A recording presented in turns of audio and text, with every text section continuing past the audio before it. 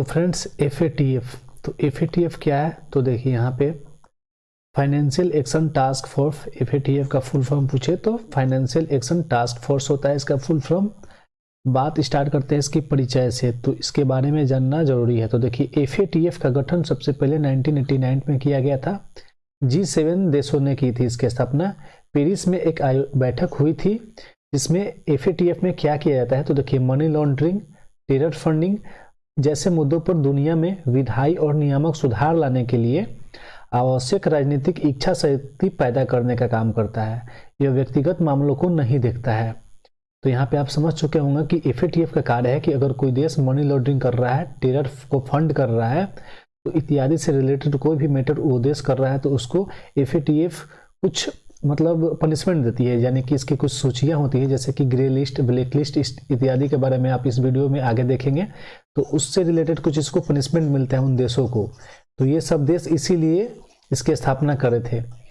तो आगे इसका उद्देश्य क्या है, तो आगे यहाँ पे उद्देश्य देख सकते हैं आप कि FATF का उद्देश्य मनी लॉन्ड्रिंग, आतंकवादी वित्त पोषण जैसे खतरों से निपटना और अंतर्राष्ट्रीय वित्तीय प्रणाली की अखंडता के लिए अन्य कानूनी विनियामक और परिचालन उपायों के प्रभावी कार्यान्वयन को बढ़ावा देना है।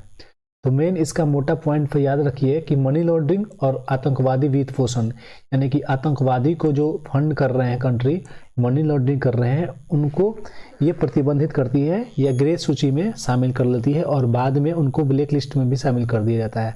अगर किसी देश को अगर ब्लैक लिस्ट में शामिल कर लिया ग्रे लिस्ट से, तो समझिए कि उस देश को कोई भी बाहरी अंतर्राष्ट्रीय संस्था होगी जैसे कि ADB हो गई या IMF हो गया, चाहे वो वर्ल्ड बैंक हो गया, वो कोई भी देश उस देश को वित्तीय सहायता प्रदान नहीं करेगा जो देश ब्लैक लिस्ट में यहाँ पे शामिल हो जाता है। ठीक है, तो आगे हम विस्तार से चर्चा करने वाले हैं इसके बारे में, तो आगे यहाँ पे देखते हैं। ठीक है, तो देखिए मुख्यालय इसकी अगर बात में पूछे एग्जाम में कि FATF का मुख्यालय कहाँ, तो पेरिस में। अब देखिए पेरिस में स्थित आर्थिक सहयोग विकास संगठन का OECD का मुख्यालय है, वहीं पे इसका भी मुख्यालय है। किसका, तो यहाँ पे FATF का फाइनेंशियल एक्शन टास्क फोर्स का। क्लियर। नेक्स्ट है कि इसमें सदस्य देशों की बात करें तो FATF financial action task force में भारत समेत 39 सदस्य देश हैं और जिसमें से 2 क्षेत्रीय संगठन हैं। कौन कौन से, तो यूरोपियन आयोग और खाड़ी सहयोग परिषद। याद रखिए यहाँ पे इंपॉर्टेंट पॉइंट है कि भारत इसका वर्ष 2010 में सदस्य बना है। तो भारत कब सदस्य बने, 2010 में इसका सदस्य बना और इसकी स्थापना कब हुई, तो 1989 में इसकी स्थापना हुई। क्लियर। इसका मुख्यालय कहाँ है, तो इसका मुख्यालय पेरिस में है, याद रहेगा। नेक्स्ट FATF की सूचियों के बारे में बात करें तो देखिए यहाँ पे FATF की सूचियाँ हैं ग्रे लिस्ट। इंपॉर्टेंट एग्जाम में क्वेश्चन इससे पूछा है। तो ग्रे लिस्ट किसी भी देश का FATF की ग्रे लिस्ट में शामिल होने का अर्थ है कि वह देश आतंकवादी फंडिंग और मनी लॉन्ड्रिंग पर अंकुश लगाने में विफल रहा, तो उसी देश को ग्रे लिस्ट में शामिल कर लिया जाता है। जो देश आतंकवाद को फंडिंग मिल रहा है उस देश में और मनी लॉन्ड्रिंग भी हो रही है उस देश में, तो उस देश को ग्रे लिस्ट में शामिल कर लिया जाता है। जैसे कि पाकिस्तान, इसका आसानी तौर से आप एग्जाम्पल याद रखेंगे कि पाकिस्तान को कितनी बार ही ग्रे लिस्ट में डाला गया है। हालांकि वो ब्लैक लिस्ट में कभी नहीं गया है, लेकिन ग्रे लिस्ट में वो डाला जा चुका है और ब्लैक लिस्ट में ना जाए उसी डर से उसने आतंकवाद को फंडिंग करना तुरंत बंद किया और ग्रे लिस्ट से बाहर आ गया। लेकिन ग्रे लिस्ट से बाहर आने के बाद वो फिर अपना आतंकवाद को फंड करना ही स्टार्ट कर देता है, मनी लॉन्ड्रिंग स्टार्ट कर देता है, क्योंकि वो आतंकवाद को फंडिंग किए बिना कुछ नहीं कर सकता है। वो आतंकवाद जो पाकिस्तान में बहुत वर्चस्व है आतंकवादियों का। तो देखिए आगे बात करें तो ब्लैक लिस्ट का, तो ब्लैक लिस्ट किसी भी देश का FATF की ब्लैक लिस्ट में शामिल होने का अर्थ है कि उस देश को अंतर्राष्ट्रीय वित्तीय संस्थाओं द्वारा, जैसे मैंने ऊपर बताया था, अब अंतर्राष्ट्रीय वित्तीय संस्थाएं कौन है तो आपको पता होगा, जैसे कि IMF हो गया, इंटरनेशनल मॉनेटरी फंड हो गया या वर्ल्ड बैंक हो गया, ADB, ऐसे ही जितने भी अंतर्राष्ट्रीय संस्थाएं हैं उनसे वित्तीय सहायता नहीं मिलनी बंद हो जाएगी। तो सोच लीजिए कि कितना बड़ा उस पर ये लग सकता है, दबाव पड़ सकता है। जब वित्तीय सहायता ही मिलनी बंद हो जाए तो कोई देश चाहेगा कि उसको ब्लैक लिस्ट में रखा जाए। तो ग्रे लिस्ट में जाने का मतलब, ग्रे लिस्ट में गए तो जैसे कि आप कोई भी गेम खेलते हैं तो ग्रीन कार्ड मिलता है, उसके बाद से आपको रेड कार्ड मिल जाता है, बाहर निकल जाइएगा।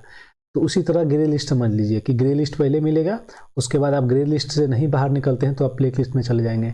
तो वर्तमान में भी कुछ देश हैं जो ब्लैक लिस्ट में भी शामिल है, जिसको आगे हम देखने वाले हैं।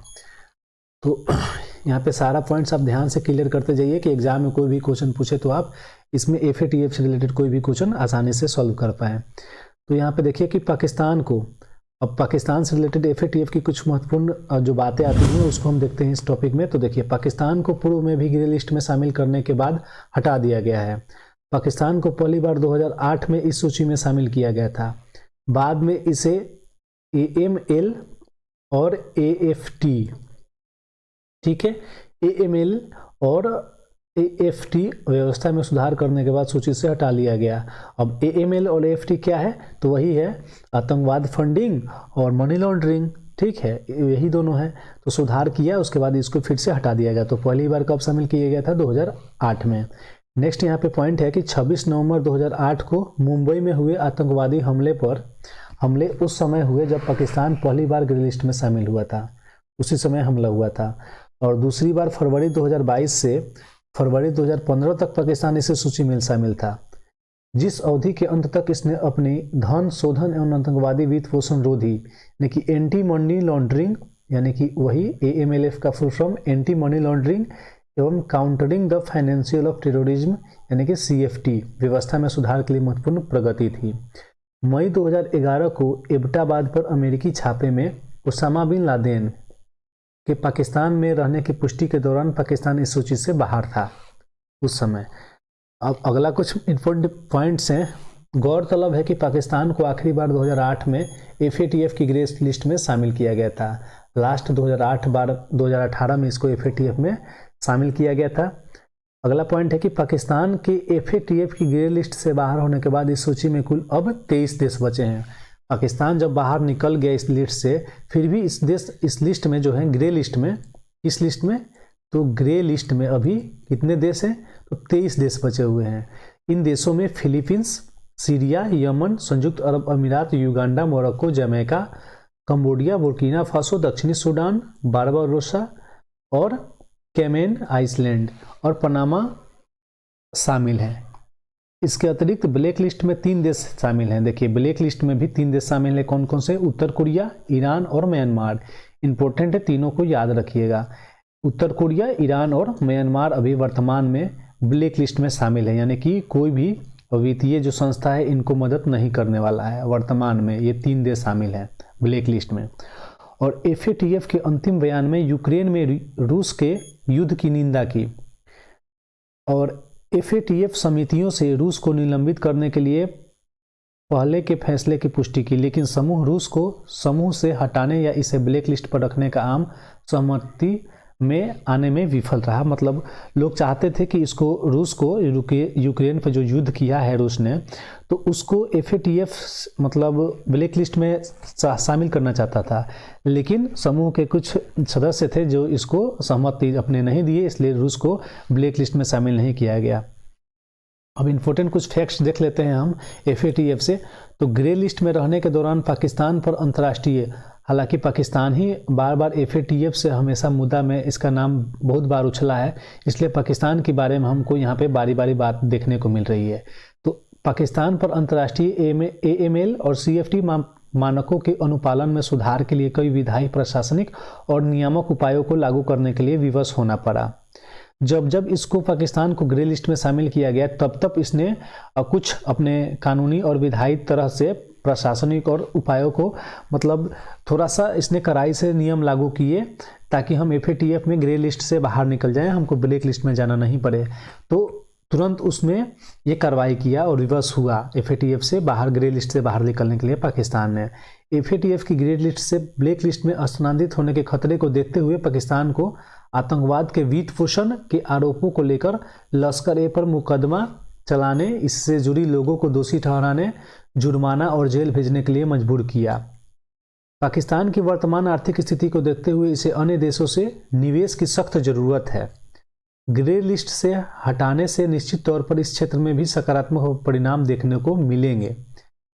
हालांकि भारत पर प्रभाव अब क्या है इसका बारे में हम देख लें तो FATF की ग्रे लिस्ट में सूची में रहने के दौरान पाकिस्तान से सीमा पार आतंकवाद की घटनाओं में व्यापक गिरावट देखने को मिली है।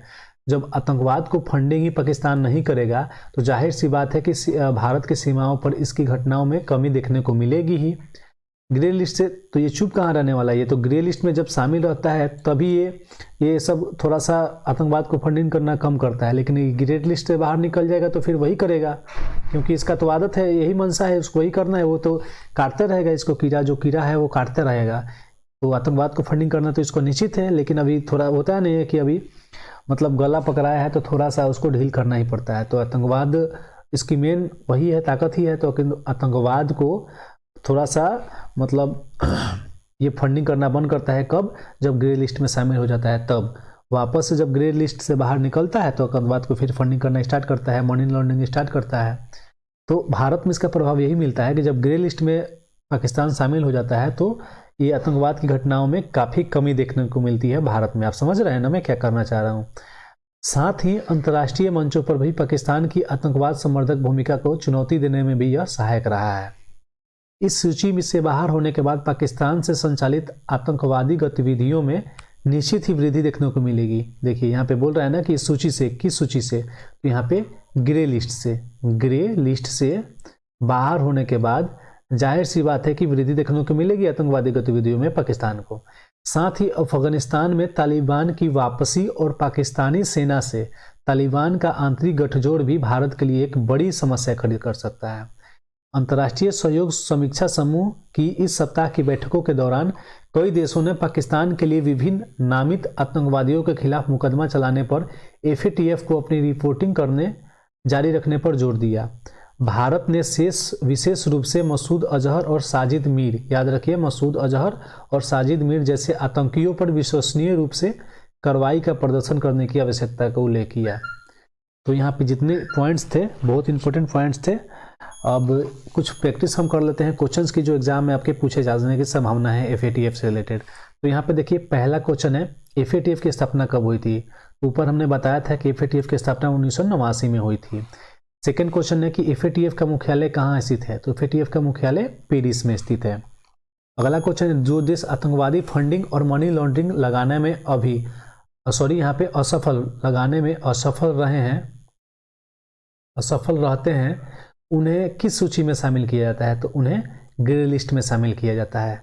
भारत FATF में कब शामिल हुआ था। तो यहाँ पे भारत 2010 में शामिल हुआ था FATF में।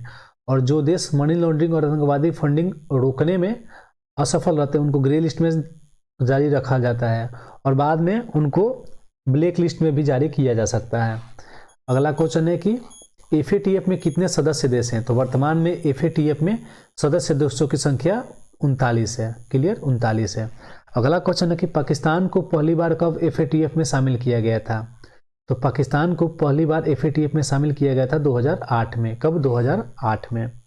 अगला क्वेश्चन है कि पाकिस्तान के ग्रे लिस्ट होगा। पाकिस्तान के ग्रे लिस्ट से बाहर होने के बाद वर्तमान में कितने देश FATF में शामिल हैं। तो पाकिस्तान बाहर निकल गया, उसके बाद भी अभी 23 देश शामिल है ग्रे लिस्ट में। और निम्नलिखित में से कौन से देश FATF की ब्लैक लिस्ट में शामिल हैं। तो अभी ब्लैक लिस्ट में शामिल देशों की संख्या पूछा है, तो कौन कौन शामिल है। तो यहाँ पे उत्तर कोरिया, ईरान और म्यांमार, उपरोक्त सभी, इसका करेक्ट आंसर हो जाएगा उपरोक्त सभी शामिल हैं FATF की ब्लैक लिस्ट में। क्लियर। तो यहाँ पे FATF से रिलेटेड जितने भी बातें हैं कंप्लीट यहाँ पे होते हैं और बहुत अच्छे यहाँ पे क्वेश्चन हमने सॉल्व भी किए जो एग्जाम में पूछे जाने की संभावना है। तो वीडियो के आखिरी तक बने रहने के लिए आपको बहुत बहुत धन्यवाद। और अगर चैनल पर नए हो तो प्लीज़ सब्सक्राइब करें न्यू वीडियो देखने के लिए। और मिलते हैं नेक्स्ट वीडियो में, तब तक के लिए बहुत बहुत धन्यवाद। Thank you so much.